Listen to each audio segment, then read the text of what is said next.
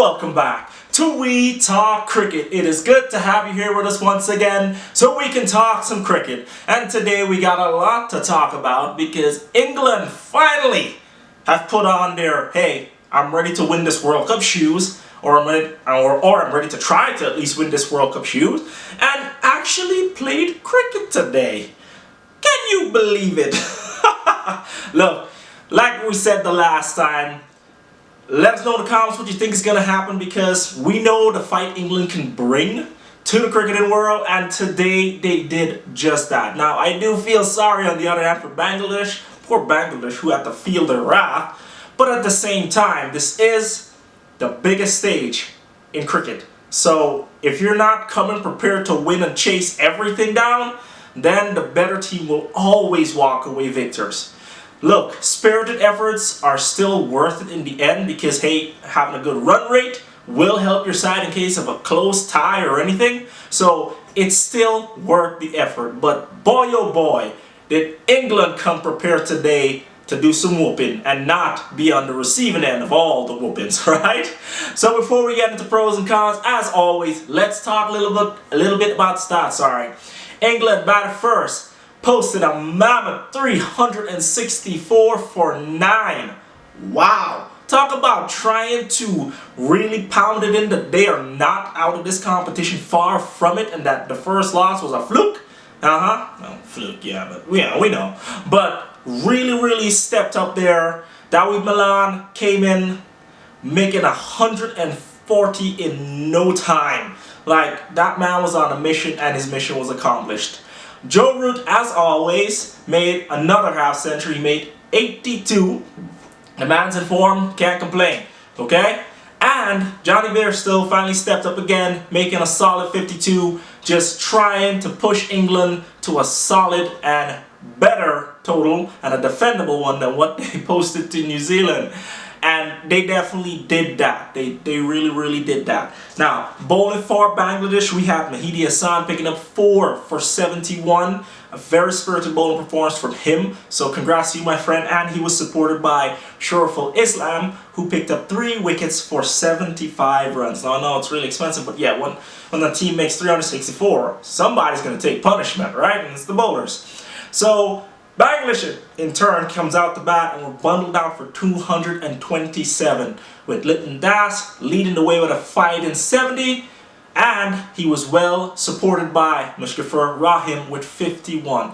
Other than that, no one else really troubled the scores or tried to put up some fight because of one man, Reece Topley, who picked up 4 wickets, very well bowled from him, just leading the English fight back. Now, let's talk about some pros and cons, especially for the English right now.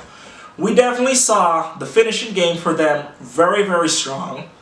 They definitely picked up the pace during the latter overs, and they used their power play overs very well. Picking the gaps was so well coordinated, so well done, and they capitalized on full deliveries, short deliveries. Actually, Bangladesh probably bowled a little too short for me, especially to Milan, because he was just like, and if that's the left-hander's strong suit, you gotta stop doing that. I know he may be susceptible to the short ball, but sometimes you just gotta try something else. I don't know if anyone's been watching the matches here at the Cricket World Cup so far, but these wickets are very well prepared, and prepared for batting first, chase it, it's well prepared. Like, I gotta give every ground staff in India so far well done. Because no one can complain about these wickets. No one should complain about them because they have played to the highest standard. So well done.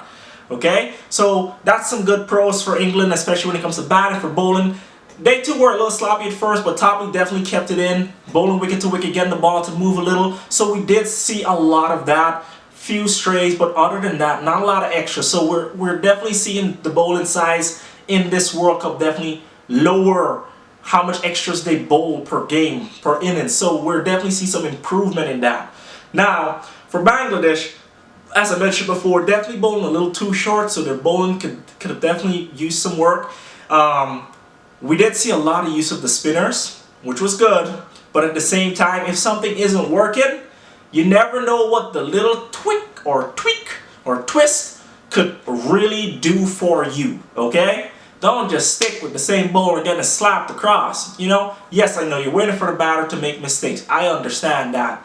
But this, unfortunately, was not the previous side you played before Afghanistan, who were playing across the line to the left arm spinners. Different side. You got to rethink your strategy, Bangladesh. So I hope you go back, you learn from your experience, you come back stronger. Batting wise, middle order definitely collapsed. It took Das and Rahim to really steady the ship, but other than that, like, wickets were just tumbling too fast. And so, not due to reckless shots, obviously, it's just well bowled delivery. So you get them every day like that. So still a good effort for me, but still things to work on. Going forward, I do expect Bangladesh to bounce back. They do have a lot of tough matches ahead of them. Every side in this World Cup does. But for right now, look, do your best, England, do your best, Bangladesh. Like, we here, we talk, love this game. This is why we do this. And we appreciate you always coming back, lending an ear to us, watching our content. So thank you for that. As always, leave a comment below so we can talk, you know. What do you think England's chances are now going forward, now that they've bounced back? Do you think they still got it in them to do a repeat? Or do you think Bangladesh can surprise many people and come away with something spectacular? It would be a first, but it would be spectacular. Because you know we're always going to talk about it. Where else but right here on We Talk Cricket. And I'll catch you next time so we can talk some more. Later. Every time you feel this way, remind yourself to